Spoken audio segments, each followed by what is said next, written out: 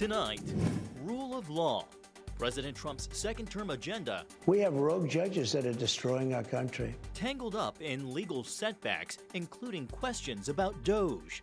CBN News examines whether Elon Musk's Department of Government Efficiency is constitutional. I think a great deal of the confusion comes from the name, because it's called the Department of, but it is not actually a department. And driving both sides towards a ceasefire and driving both sides towards an end to this war. the latest on the White House effort to broker peace between Russia and Ukraine.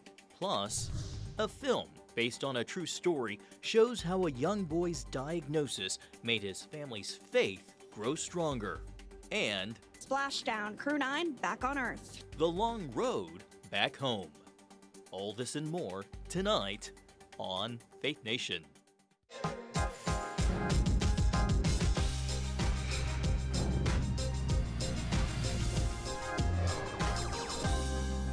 A clash between the White House and the courts as a judicial showdown unfolds. Welcome to Faith Nation. I'm Jenna Browder. Good evening in Washington. I'm John Jessup. A power struggle between the three branches of government, with the White House, Congress, and the courts all facing off. As the legal battles grow, House Republicans are pushing to remove at least 5 federal judges through the process of impeachment. Yeah, one ordered planes taking reported gang members out of the country to turn around. That has led to accusations that District Judge James Boasberg overstepped his authority. Capitol Hill correspondent Michelle London is following this D.C. battle royale and joins us now. Michelle, what's the latest? Well, Texas Republican Brandon Gill's 4-page impeachment measure charges Boasberg with abuse of power, arguing the judge knowingly and willfully used his position to advance political gain. Now, this refers to his weekend order attempting to halt flights deporting alleged Venezuelan gang members. He ruled Trump's use of the Alien Enemies Act, a rare wartime measure, as unconstitutional. In his decision, Boasberg stated the administration failed to provide enough evidence to justify using this act. Gill's measure has 4 co-sponsors, including Reps Eli Crane and Mike Collins. Meanwhile, Chief Justice John Roberts has spoken out against President Trump's call for the impeachment of a federal judge. In a recent statement, Roberts said it's long been established that impeachment is not an appropriate response to disagreeing with a judicial decision. In a recent interview with Fox News, President Trump gave his reaction. He actually said we shouldn't be able to take criminals, killers, murderers, horrible, the worst people, gang members, gang leaders, that we shouldn't be allowed to take them out of our country. Well, that's a presidential job. That's not for a local judge to be making that determination. And I'll note that this is just one of several legal challenges facing the administration. Others include one judge ordering the reinstatement of 25,000 federal jobs, calling the probationary terminations illegal. Then there's the federal judge who blocked the Trump administration from banning transgender people from military service. There's also a Maryland court saying the Department of Education acted illegally when terminating grants under DEI programs. John, Jenna. All right. Capitol Hill correspondent Michelle London. Thank you so much, Michelle. Well, here with us now is Brad Jacob, Associate Dean and Professor at Regent University School of Law. Brad, welcome back to Faith Nation. So what are your thoughts about the effort to impeach federal judges based on disagreements with their rulings, and how far do you see this actually going? Well, the very effort, the very thought is unconscionable. The Constitution says that a judge or another official can be impeached for treason, bribery, or other high crimes and misdemeanors. None of those come into play here. It has never even been considered in our nation's history that you would try to impeach a judge because you disagree with that judge's ruling. If the judge took a bribe to rule the wrong way or something like that, yes, you could impeach them. But simply because you think the judge has wrongly interpreted the law, that's not grounds for impeachment. If you think a federal judge has made a wrong decision, there's a clear avenue open. You appeal the decision to the next higher court, to the Court of Appeals, and if necessary, to the Supreme Court. You don't impeach them. That's not what you do. A judge has to be able to decide cases as best she or he understands the law. Yeah, you know, and given the makeup of Congress, it's, you know, they're not likely to go very far. Brad, let's talk about the federal district judge's authority. Do they have the power to overrule an administration policy which may not affect their district? President Trump was saying this is really more, this is not a local issue. Well, this is a little bit more complicated, and to bring a case in federal court, you have to have a plaintiff who has what we call standing, which means that plaintiff can show that he or she has been particularly harmed by the government actions being challenged. There's also what lawyers call venue, which is, are you in the right court? And if you're not, you can file a motion to change the venue to a better court. But of course, the district court for the District of Columbia is generally the right place to challenge actions of the federal government.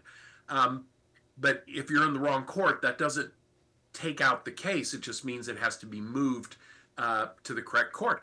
But if you're a plaintiff who has suffered some harm and you believe the government is acting unconstitutionally, what else could you do but file a lawsuit in a federal district court? That's the remedy. That's where you go to do that. Maybe the wrong court, maybe needs to be moved, but a district court is going to be the one that has to first hear the case and make a decision that will then get appealed. To follow up on Jenna's question, though, do they, in your opinion, legally have the jurisdiction to have their ruling affect the entire country rather than just their district?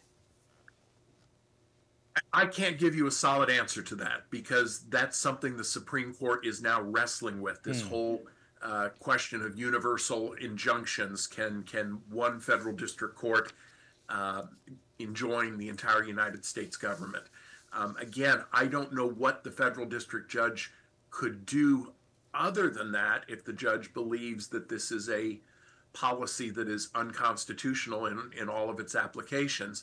But I think we're going to see the Supreme Court, either in this case or one of these cases coming down the road, look at the question of universal injunctions and answer whether judges have to limit their injunctions to only their own jurisdiction. All right, Brad Jacob with Regent University. Brad, always nice to see you. Thank you. Thank you, Brad. My pleasure. Well, as the legal battles unfold, the focus is also shifting to the economy. The Federal Reserve is keeping the key interest rate unchanged at 4.3%. However, it still expects to cut rates twice later this year. New forecasts show slower growth ahead with higher unemployment and rising inflation now expected to hit 2.7% by year's end. The new administration is in the process of implementing significant policy changes in 4 distinct areas: trade, immigration, fiscal policy, and regulation. It is the net effect of these policy changes that will matter for the economy and for the path of monetary policy. While there have been recent developments in some of these areas, especially trade policy, uncertainty around the changes and their effects on the economic outlook is high. The Fed says it's taking a cautious approach, watching the data before making any big moves. Well, turning now to new developments in the Middle East. Israel now ordering more evacuations in Gaza as the military launches a wave of strikes and renews a ground offensive against Hamas. And Israel's defense minister says the operation could intensify if more hostages are not released. At least 20 people were killed in the latest airstrikes, according to Palestinian medics. The Gaza Health Ministry, run by Hamas, does not separate civilians from combatants in its tallies. The United Nations says one of the strikes hit a UN compound, killing 1 staff member and injuring 5 others. What is happening in Gaza is unconscionable. I'm shocked and devastated by this tragic news. Israel denies targeting that site and says its strikes are focused on Hamas operatives and infrastructure. Prime Minister Benjamin Netanyahu called the latest strikes only the beginning, vowing to continue until Hamas is defeated and all hostages are freed. Back in Jerusalem and Tel Aviv, thousands are calling for a ceasefire, among them hostages who were recently freed from Hamas captivity. For the 59 hostages still held in Gaza and their families, this moment brings renewed fear not only of the ongoing attacks, but of a breakdown in negotiations that could bring them home. Meanwhile, tensions are growing within Israel's own government. Tens of thousands are protesting Prime Minister Netanyahu's move to dismiss the head of Israel's Shin Bet security agency. He says it's about lost trust after the agency failed to prevent the October 7th attack. Critics, though, say he's shifting blame as the agency investigates two of his aides for allegedly receiving payments from Qatar during the war. Well, to another global flashpoint, Ukrainian President Volodymyr Zelensky has agreed to move forward with a partial ceasefire with Russia. The announcement came after what President Trump described as a very good phone call with the Ukrainian leader. President Trump also floated the idea of American ownership of Ukrainian power plants as a way to protect Ukraine's infrastructure. The call coming one day after his talks with Vladimir Putin failed to reach a full deal. Putin committing, though, only to halting strikes on energy and civilian infrastructure. Meanwhile, Russia and Ukraine accused each other of fresh overnight attacks. Coming up, Elon Musk, government power, and the Constitution. The big legal questions surrounding Doge. Next on Faith Nation. Welcome back. The White House says it will appeal what it calls a rogue federal judge's decision. The ruling says the Trump administration may have violated the Constitution by shutting down the U.S. Agency for International Development. The decision blocks more cuts from Elon Musk's Department of Government Efficiency and also raises big questions about who's really calling the shots. And at the center of it all, a growing debate over whether these moves are even legal. CBN's chief political analyst David Brody takes a closer look at the constitutional questions now facing the administration. These first 2 months of President Trump's second term have been filled with executive orders and perhaps none more controversial than the one creating DOGE, the Department of Government Efficiency. This is the chainsaw for bureaucracy. Chainsaw! It's been clear from the get-go that President Trump has tasked Elon Musk and his DOGE team to go big when it comes to cutting waste in the federal bureaucracy. What's not so clear is whether the DOGE methods and results are constitutional. This is a constitutional crisis. It's the most serious assault on our Constitution in the history of this country. Much of the legal wrangling centers on Elon Musk. Is he simply an advisor to the president, or does he have true authority to make decisions and use that chainsaw? Jenna Ellis is with the American Family Association. This is an issue, I think, that is very political at the outset, but when it gets to the court, it should be purely legal, and that is going to turn on how much actual authority Elon Musk has, or is he only in an advisory role? If Musk has been granted that decision-making power, then DOGE may run afoul of the Constitution's Appointments Clause, which states that when a president wants to delegate authority, such as for a cabinet secretary, that person must be confirmed by the Senate. The problem with DOGE is it seems to purport, according to Musk and the president, to be up to a much bigger project about restructuring the government, eliminating agencies, feeding them into the wood chipper, as Elon Musk has said. And if that is what it's doing, it runs into significant constitutional problems. So is DOGE solely an advisory group, or is it more than that? Constitutional lawyer Chrisanne Hall is chief counsel for Liberty First Legal. I think a great deal of the confusion comes from the name because it's called the Department of, but it is not actually a department. Departments are limited by the Constitution and they must be created by Congress. I have created the brand new Department of Government Efficiency. DOGE. The question then becomes, how is this informal advisory committee operating? Is it actually executing authority? Is it making decisions outside the presidential pen?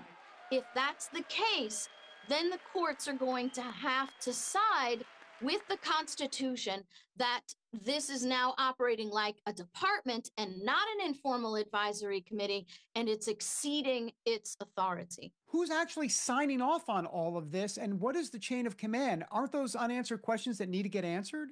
Well, they absolutely must get answered. The White House sees this as all legally kosher, and that critics, including the media, need a history lesson. Many people in this room who have used this talking point that Elon is not elected fail to understand how government works.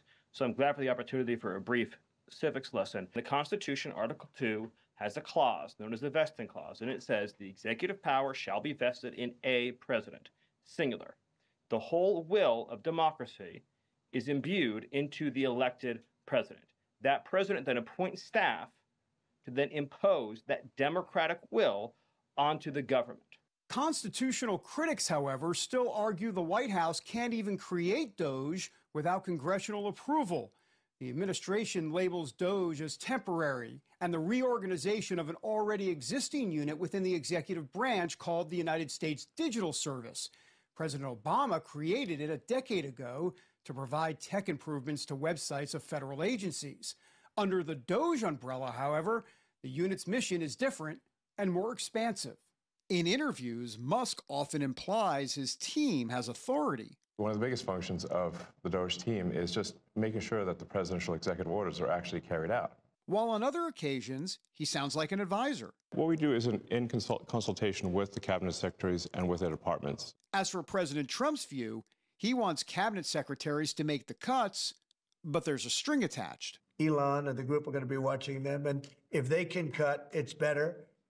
And if they don't cut, then Elon will do the cutting. That kind of off-the-cuff presidential language could be problematic in court. He's not a very specific communicator, and he enjoys speaking in hyperbole, which ends up creating confusion. And then there's the paper trail issue.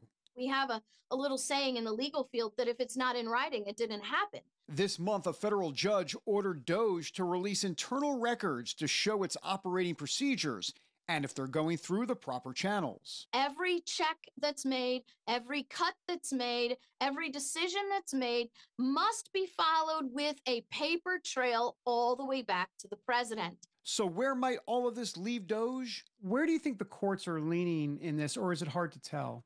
I think it's too soon to tell what any potential district court forum selection might determine. But I think ultimately, if and when this gets up to the U.S. Supreme Court, I think DOJ itself is fine. It'll be more of an independent case-by-case basis. Those cases could lead to constitutional fights over the appointments clause, the vesting clause, privacy matters, and separation of powers. DOJ's current reach crosses into a large number of constitutional areas, and it very well could all lead to the United States Supreme Court for the final say. David Brody, CBN News, Washington. Up next, a father's faith is tested after his son is born with a rare diagnosis. The inspiring true story after this.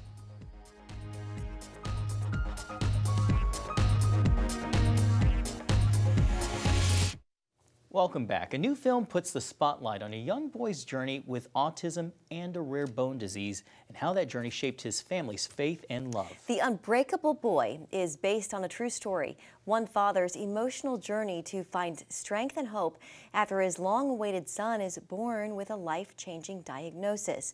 Ephraim Graham reports. Here's a true fact. Sometimes a sad moment feels happy. It's an incredible spirit spilling off the screen from young Austin in the film The Unbreakable Boy. He's far from broken, even with autism and brittle bone disease.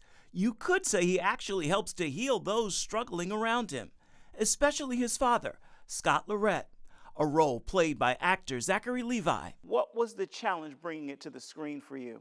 I can relate to so much of it. You know, I've gotten lost in darkness plenty of times in my life. I've gotten lost in not loving myself. You know, I only learned 7.5 years ago that I didn't love myself, that for 37 years of my life, I was unaware of what that concept even meant. And, you know, fortunately, I had a breakdown that led me to life-saving therapy. And then that really opened my eyes to a lot of things that I needed to work on in my life, specifically, you know, starting with loving myself. And so I was able to apply so much of that to what, you know, Scott's journey was in this film. I'm Austin, but you can call me Ozman. Welcome back, everybody! Jacob Laval plays Austin. Do you want to fly? Yeah! Jacob, what was the challenge playing Austin? The biggest challenge playing Austin was probably, he has like a wide emotional range that we see from him in the film. Austin, we see him at like the highest of highs when he drinks that milkshake and he thinks it's the greatest milkshake ever. This milkshake is perfection. But then we also see him at the lowest of lows when he gets into like a fight with his brother and then he gets taken to the mental institution. And I've never really had any acting roles that challenged me that much where I had to portray both those. Jacob overcame those challenges when he connected with his fellow cast members and the crew behind the scenes. What do you remember most about this film? I'd say the most I remember is probably like the fun memories I had filming the movie, being on set and off set with other people. I got to bond with other people. Zach, do you see yourself in Scott?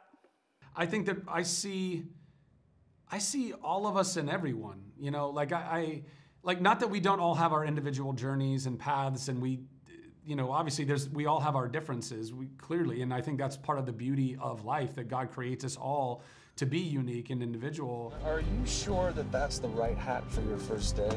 Don't be a goober, Daddy-o. The Mountain Dew Code Red of hats. And the best part is, the chicks dig it. Oh, dude. Ephraim Graham, CBN News. Thanks, Ephraim. And still ahead, a message of faith after returning from space. You're watching CBN's Faith Nation.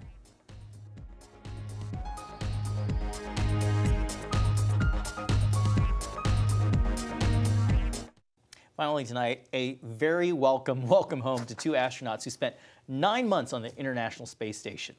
Yeah, gosh, one of those astronauts says his faith helped him stay grounded even in space.